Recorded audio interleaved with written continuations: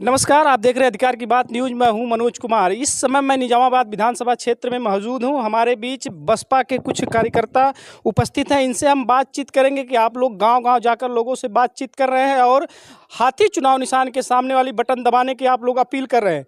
क्या रिस्पांस आप लोग से मिल रहा है? जनता के बीच आप लोग जा रहे हैं तो क्या निकल के सामने आ रहा है? सबसे पहले आपका हमारे चैनल में स्वागत है। आप गाँव-गाँव घूम-घूम कर लोगों से जागरूक कर रही हैं, लोगों को बता रही हैं कि आप लोग BSP party doctor Indu Chaudhary के लिए आप वोट मांग रही हैं। कैसा लग रहा है गांव में जाने के बाद? लोगों का बहुत सपोर्ट मिल रहा है। जितना हम सोच करके नहीं आए थे उससे ज़्यादा लोगों का प्यार दुलार स्नेह मिल रहा है। और सिर्फ अपनी बिरादरी में नहीं, अदर समाज में भी, बैकवर्ड्स हैं, माइनॉरिटीज़ हैं, सब में हमें इक्वली सपोर्ट मिल रहा है। और हमें जितना सहयोग की अपेक्षा नहीं थी उससे ज़्यादा सहयोग मिल रहा है। और इससे ये पता चलता है कि जितने भी कैडराइज लोग हैं, चाहे वो किसी भी समाज के हों, वो दिल से बसपाई हैं। उनको किसी भी प्रकार का लालच, किसी भी प्रकार का लोभ, किसी भी प्रकार का पैसा उनको अपने कैडराइज वोट से नहीं भटका सकता है। ये हमारे मान्यवर साहब की ताकत थी जो हमें इलेक्शन के टाइम पे दिख जाती है कि आज भले ही लोग अलग अलग जात बिरादियों और अलग अलग कम्युनिटी में हैं, लेकिन जब इलेक्शन का टाइम है तो सब मिल करके दिल से जय भीम वाले हैं और दिल से कैडराइज है, जो अपने मान्यवर साहब के कैडर पे चल के अपनी बहन जी के हाथों को मजबूत बनाने के लिए सब मिल करके हाथी का बटन दबा करके 25 मई को ज़्यादा से ज़्यादा संख्या में वोट करके बहन जी को जो है संसद। आप लोग काफ़ी लंबे समय से मैं देख रहा हूँ लोकसभा लालगंज में घूम रहे हैं। जैसे लोकसभा में आप लोगों को क्या दिखाई दिया ऐसा कि तमाम यहाँ पर सांसद चुने गए, बसपा के भी चुने गए, सपा के भी चुने गए, भाजपा के भी चुने गए, कुछ कमियां ऐसी दिखी जो लालगंज में कि आप लोग उसको पूरा करने का प्रयास करेंगे? क्या दिखा आप लोगों को? हम लोग देखिए बहुत राजनीतिक बैकग्राउंड से नहीं थे। जब से हमारा टिकट फाइनल हुआ है तभी से हमारी बहन इस क्षेत्र में आई है और तभी से हमारा पूरा परिवार इस क्षेत्र में आया है। लेकिन जिस तरीके से हम अपने लालगंज लोकसभा में घूम रहे हैं, जिसमें 5 अलग अलग विधानसभाएं हैं और जिसमें सबसे ज़्यादा जो बुरा हाल हमें लगा है दीदारगंज और निज़ामाबाद विधानसभा में, जिसमें घुस के लग ही नहीं रहा है कि हम 21वीं शताब्दी में जी रहे हैं। इतने अभाव भरी ज़िंदगी लोग जी रहे हैं, ऐसे लग रहा है ना सड़क है ना पक्के घर हैं। तो उनकी इस दशा को देख करके ये लगता है कि 20 सालों में जो भी मौजूदा सरकार रही है, जो भी हमारे प्रत्याशी रहे हैं, उन्होंने क्षेत्र में जो काम नहीं किया है, इस बार 2024 में आने वाले 5 साल में वो सारा विकास होगा जो पिछले 20 साल में नहीं हुआ। मैं देख रहा हूँ आप लोग सोशल मीडिया के माध्यम से मैं देख रहा हूँ कि जगह जगह इस समय गर्मी का तापमान काफ़ी बढ़ा हुआ है। जगह जगह मंडियाँ जल जा रही है, लोग अपना गुजर बसर बेचारे रोड पे कर रहे हैं। लेकिन यहाँ वर्तमान सरकार दावा करती है कि हम लोग आवास दिए लोगों को, झोपड़ियाँ ख़त्म कर दी हैं। लेकिन मुझे जो देखने को मिल रहा है, आप अभी बात की है दीदारगंज और खास करके निजामाबाद की लोग आज भी गरीब तबके के लोग हैं, तो इसमें कितना सुधार लग रहा है? उनकी बात कितनी % सही आ रही है? मुझे नहीं पता कि वो इस तरीके की बातें किस बिना पे कह रहे हैं, क्योंकि अगर आप ज़मीनी लेवल पे जाके देखेंगे तो गांव का हाल, इंटीरियर क्षेत्रों का हाल बहुत बद से बदतर है। जितना भी आग लग रहा है और ये सब चीज़ें हैं, तो मैं आपस में ही लोगों को सहयोग अपील करूंगी कि भैया अगर किसी के आपके आसपास के गाँव या क्षेत्र में ऐसी कोई बात होती है तो सरकार की ओर मुँह करके मदद मांगने से अच्छा है कि हम सब आपस में भाई लोग हैं, हम सब पहले एक दूसरे की मदद करें। बाकी जो भी हमें लाभ मिलेगा वो अलग बात है, लेकिन जो सबसे प्राथमिक जो उपलब्धता है वो हमारा भाई है, हमारा समाज है, हमारे आसपास की बस्ती है। वो उस आदमी, उस परिवार को सहयोग करे जिसके गांव जैसे घर में ऐसी घटना हुई है। और मैं ये कहूंगी कि इस तरह इन्हीं सब चीज़ों को देख के मुझे ये लगता है कि निज़ामाबाद और दीदारगंज लालगंज लोकसभा में सबसे पिछड़ा हुआ क्षेत्र है, जिसमें इस तरीके की घटनाएं बहुत आम हो रही हैं। और आज भी मैं देख रही हूँ कि ये घटनाएं बहुत आम होकर के लोग जो है अकेले अकेले रोड पे रह रहे हैं। पिछले 10-20 दिन से किसी तरीके कोई सहायता नहीं पहुंच रही है। तो मैं यही कहूंगी कि सरकारी सहायता जब पहुंचे तब पहुंचे। सबसे पहली प्राथमिकता तो हमें हमारा भाई होना चाहिए। हमारे गले के नीचे कैसे रोटी उतरेगी जब पड़ोस में एक बच्चा जो है भूख के मारे दूध के लिए रो रहा है। आपके राष्ट्रीय कोऑर्डिनेटर आकाश आनंद जी बार बार दावा कर रहे हैं, बार बार अपने मुंह से कह रहे हैं कि महिलाएं सुरक्षित नहीं हैं। आप एक महिला होकर, आपकी बहन महिला हैं, चुनाव लड़ रही हैं, आप महिला होकर उनके लिए वोट मांग रही, अपने आप को कितना सुरक्षित महसूस कर रही है? जहाँ तक सुरक्षा की बात है तो जो वर्तमान सरकार है उसमें तो मैं कहूँगी कि कोई भी सुरक्षित नहीं है, स्पेशली महिलाएं। लेकिन हम महिलाएं इसलिए मैदान में उतरे हैं कि अब इस खौफ भरे समाज को, इस खौफ भरी राजनीति को हमें ख़त्म करना है और महिलाओं के हक और सम्मान जो हमारी बहन जी के शासनकाल में था उसको वापस लाना है। इसलिए हम एक महिला होकर के मैदान में उतरे हैं और हम हर क्षेत्र से महिलाओं को आगे कर रहे हैं, क्योंकि अगर महिलाएं आगे होंगी, एक महिला आगे होती है तो उसका पूरा घर आगे होता है, फिर उसका समाज आगे होता है। हमारे बीच और निजामाबाद विधानसभा के अध्यक्ष जी हैं।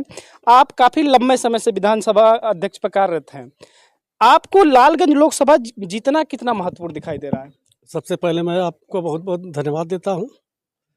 देखिए, लोकसभा को जीतना अभी पिछले लोकसभा में 2019 के लोकसभा में हम यहाँ से जीते थे।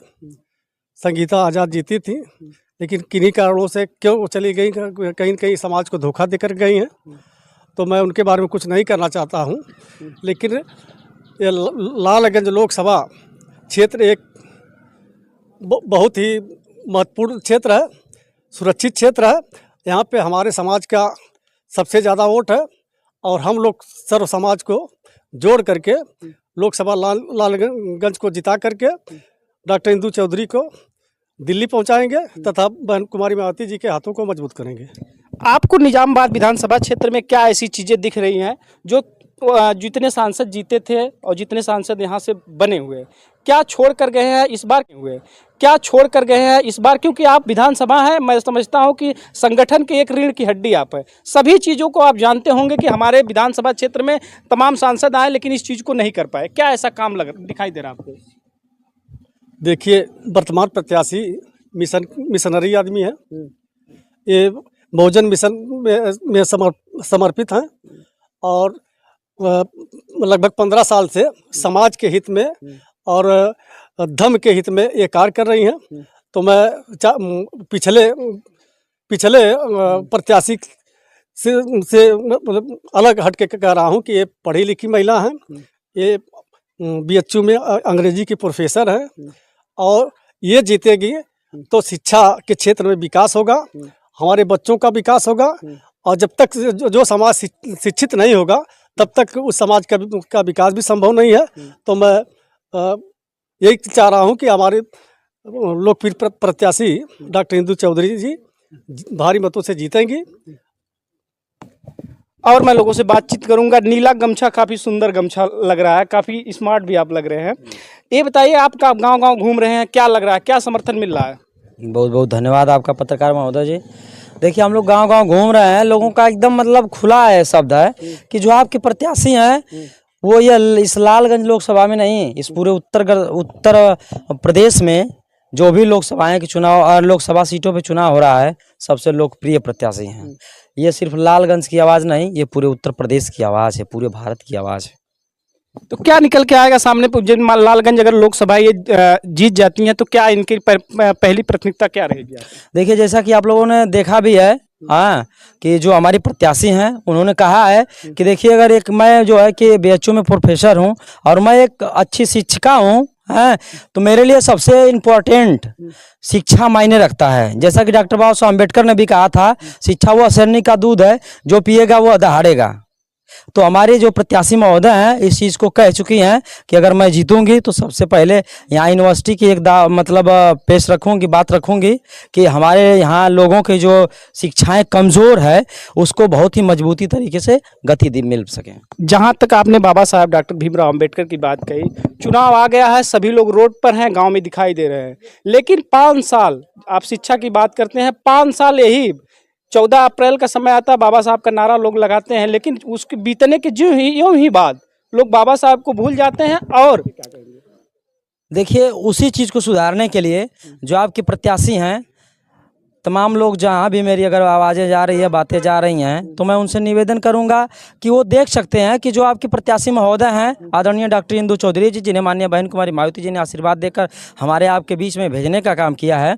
यूट्यूब या सोशल मीडिया के माध्यम से देखेंगे, 15 सालों से लगातार जो माननीय कांसीराम साहब का मूवमेंट था, जो डॉक्टर बाबा साहब अम्बेडकर का जो मूवमेंट था, जो माननीय बहन कुमारी मायावती जी का जो मूवमेंट था, जो शिक्षा की बात थी या रोजगार की बात थी, उन्हीं पर जो है चर्चाएँ गली गली घूम घूम कर मिशन मूवमेंट को बढ़ाने की बात कर रही थी। जैसा कि हम बातचीत कर रहे थे, यहाँ पर बसपा के तमाम कार्यकर्ता मौजूद थे, इनसे बातचीत कर रहे थे, बता रहे हैं कि डॉक्टर इंदु चौधरी लगातार 15 वर्षों से कार्य कर रही हैं, इनको जीतना भी महत्वपूर्ण है। और एक चीज़ मैं आपसे बता दूं कि ये तो सचमुच तय करता है कि शिक्षा एक ऐसी शहरनी का दूध है जो जितना पिएगा उतना दहेड़ेगा, ये तो सत्य है। लेकिन देखना यह है कि 25 तारीख को सामने चुनाव है, जनता क्या करती है, इंदु चौधरी के पक्ष में जाती है कि अदर पार्टियों के पक्ष में जाती है, यह सबसे बड़ा सवाल है। आप देख रहे थे अधिकार की बात न्यूज़, मैं हूं मनोज कुमार।